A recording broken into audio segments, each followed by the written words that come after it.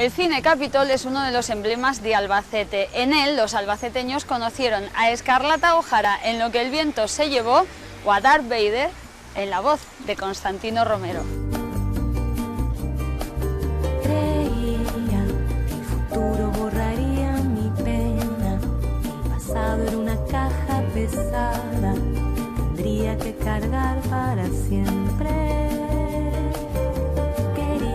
Es cine desde 1934, hablamos ya de 80 y pico años, 82 años, siendo sala dedicada exclusivamente al cine. Al principio también lo fue teatro, fue cine y teatro. En el año 76 sí que sufrió una remodelación, el edificio lo compró una corporación a la que pertenecía a Ruiz Mateos, y estableció una nueva sala, que es donde estáis ahora, aunque también está remodelada, es decir, se ha remodelado después, pero se ha remodelado ya pues a nivel interior, pues, butacas, paredes, pero no lo que es la estructura. La estructura sigue siendo la existente en el año 76 y desde entonces pues se mantiene como sala. Estamos hablando de una sala que sí que desde luego es pues un poquito el templo, es un poquito un lugar especial para los albaceteños. Era una España más gris, más distinta, y el ocio principal era el cine. Había mucho cine. Antes había 3 cines. Los cines productor A y B.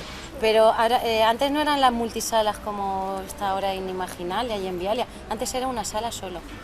Y me acuerdo de ir con vuestra mamá, cuando éramos súper jovencitas, a ver la primera película que hicieron los Hombres G. El cine teatro circo. También estaba el cine Goya, el cine Carlos III. No sé, yo recuerdo también de pequeña ir a los cines, el cine Cervantes, el Capitol.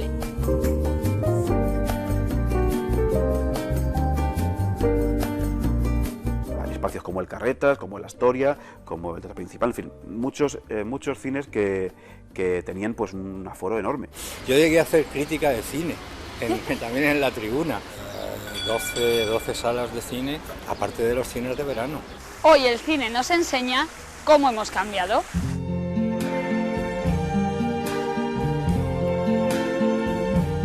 I see trees of green, red roses too. I see them blue. Hablamos de otros tiempos, claro. Como me decía alguien hace unos días, decía, me encantaba ir al cine, y yo pensaba, iba todos los días, y yo pensaba, esto te hablo de años 30, 40, y yo pensaba, oye, si esto se pudiese hacer alguna vez en casa, qué bueno sería, ¿no? Bueno, pues lo tenemos hoy en casa y podemos escoger no solamente con una, sino pero con no todas. se ve igual. No, desde luego que no. El cine tiene ese encanto especial que solamente consiguen las salas. The bright blessed day, the dark sacred night.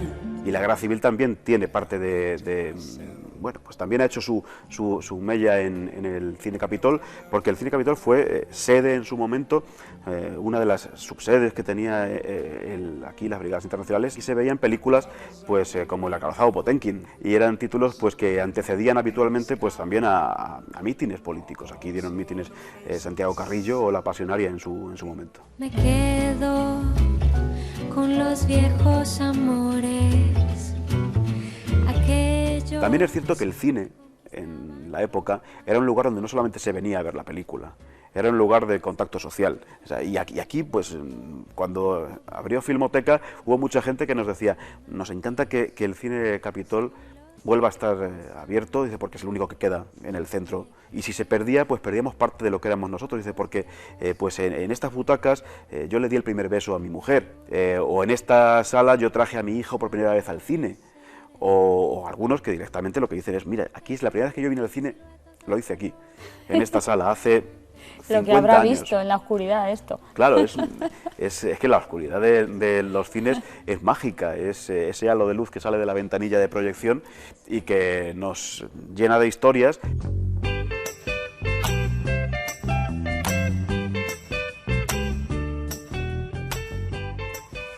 Todos tenemos una película o un personaje que nos ha marcado la vida. A todos nos marcó Blade Runner. Yo es que soy de dibujos animados, yo soy de Disney. A mí la que me gustó un montón fue la del Club de los Poetas Muertos. Un título de Laurel y Hardy, con Fra Diavolo, uno de los títulos también más celebrados de la época. La Milla Verde también me gustó un montón. la típica Titanic, Armagedón y esas cosas. Entonces recuerdo mucho La Bella y la Bestia, la vimos 3 o 4 veces. Y la de Esta casa es una ruina, también me acuerdo, además fue aquí, fue en el Cine Capitol. Amanece que no es poco, por ejemplo, es una película muy significativa también de toda esta área. La última que fui a ver fue aquí en el Capitol que fue la de Los lunes al sol. Películas buenas y malas. Por ejemplo, en los registros de taquilla figura como uno de los días de mayor recaudación en esta sala, creo que era el año 68, el día de Año Nuevo del 68, pues con la película de Ozores, Las que tienen que servir, pues 3.000, casi 4.000 espectadores en un único día. Un cine que ahora se ha recuperado mucho y se ha reivindicado, que era el cine de los años 80, el cine de Esteso y de Pajares, que decían, este es un cine infumable, es un cine que nadie quiere, pues al final se ha convertido un poco en un cine como de culto, ¿no? Y Parque Jurásico, verla en cine. El Padrino. Es un poco una liturgia el poder entrar en la sala, sentarte, acomodarte, la pantalla en blanco y después llenarla de historias.